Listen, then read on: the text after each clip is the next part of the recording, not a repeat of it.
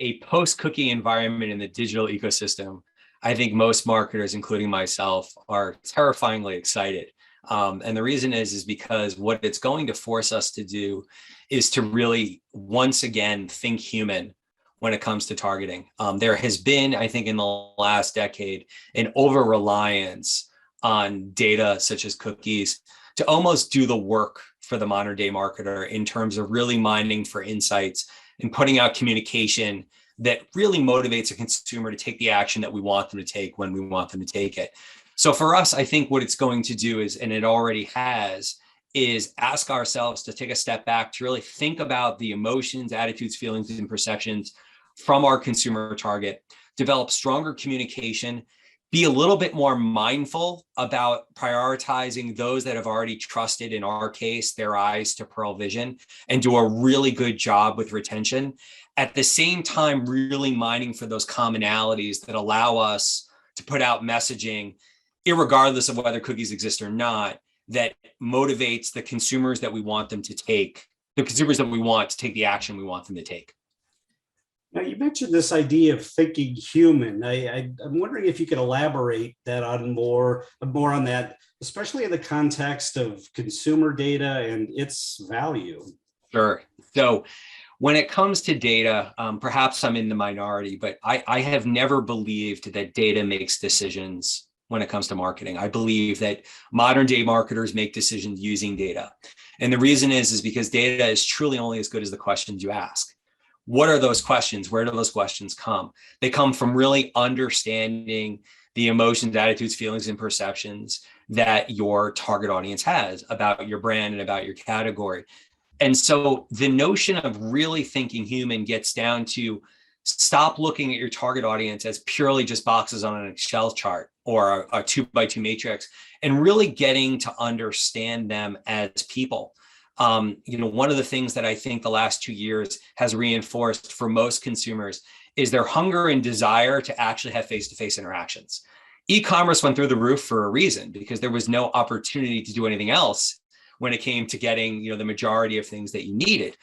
But as the pandemic is ramping down, we are starting to see a massive revival in brick and mortar, whether that's in the service industry or even in our business.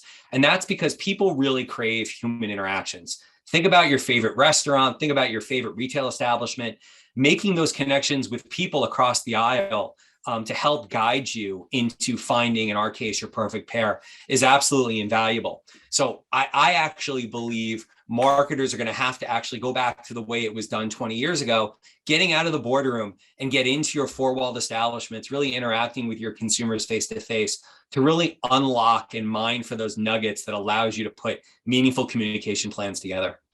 Even though we hear a lot these days about the metaverse, I kind of sense people want to get away from their computer screens and have those more personal connections. And then there's also this reversion to contextual marketing. Could you talk a bit about that and how that's playing out? Absolutely. So when you think of contextual marketing, it always goes back to brands in some part are driven by the company in which they keep. For a brand like Pearle Vision that considers itself a premium, high quality of care brand, we want to put ourselves in environments that are reflective of that, but also reflective of a brand that really is driven by those neighborhood eye care centers that carry the Pearle Vision name. So things like local television is a great example. When you're on the morning news for your local ABC, CBS, NBC affiliate, that sends a signal to those folks in the community that even though a brand like Pearle Vision is a national brand, we really are thinking local. For us, it's about caring about the people behind the eyes. And one of the ways you do that is by humanizing your brand, getting our doctors and our opticians out of our four-walled eye care centers into the community to forge those connections. And so contextual marketing is really an opportunity in the digital world to put your brand in that consideration set with like-minded brands that share similar values. Outside of the digital world, contextual marketing is really an opportunity to forge strong one-to-one communications and connections. And so when you're thinking about the consumer's frame of mind, what do you look at as far as trying to understand what ads to deliver to them? Yeah. Um, Marketers have, I think, one of the most difficult jobs on the planet. And it's one of the most arrogant undertakings from a career standpoint. Because if you think about it, marketing's job is to motivate a consumer to do what you want them to do when you want them to do it. That is incredibly bold to think that you can do that. But the way you really do that is by listening. Listening in order to lead is such a critical component of being a successful modern day marketer. And so for me in particular, really trying to get back out into the community, spending time in our eye care centers, really connecting with our patients and understanding, what are the needs that we're meeting, but what are the unmet needs that we're not.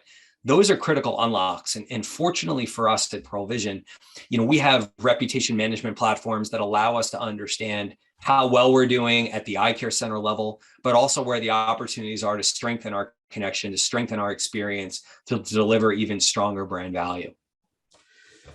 Okay, finally, I just wanted to ask you about this idea about attention. Lately, we've seen a lot of this phenomenon with second screening, where people are looking at their smartphones while also watching TV, and you're not always sure what they're paying attention to. I'm just kind of curious what your thoughts are about how attention can become can become a currency, and how do you think attention correlates with mindset?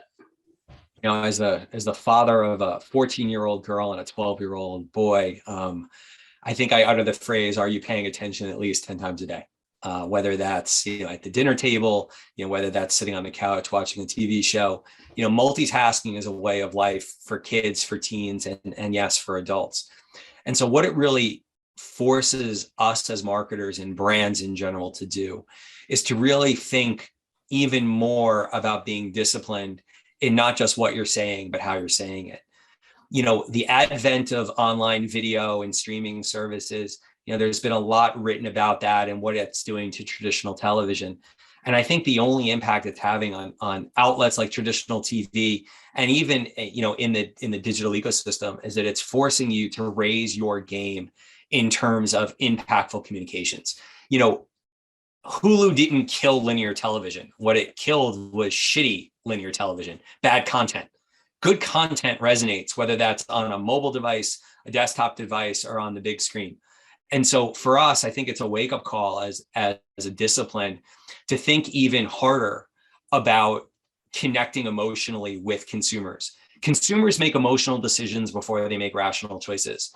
And so as we think about our communications platform at Pearle Vision, we really want to focus even harder on forging strong emotional connections to hopefully drive that consideration and choice, so that when it's time for somebody to schedule their annual eye exam or find their perfect pair of glasses, that we're top of mind because we truly have demonstrated that we understand not only how they're thinking, but most importantly, appreciate how they're feeling.